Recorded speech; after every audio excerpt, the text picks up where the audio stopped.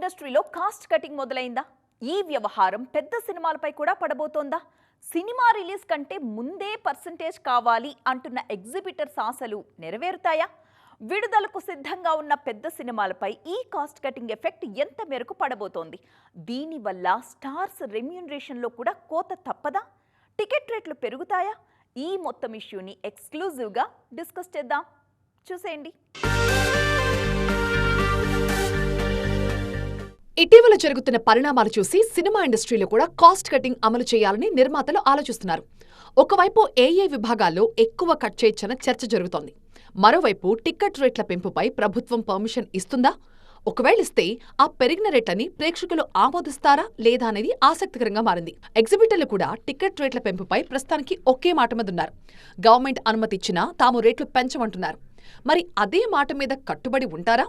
లేదంటే ఒక్కవేళ రేట్లు పెరిగితే అందులో ఎక్కువ రెంట్ అడుగుతారా అనేది చూడాలి. ఏం జరిగినా కూడా ముందు ఈ వ్యవహారంలో ఎక్కువ ప్రభావితమయ్యేది పెద్ద సినిమానే.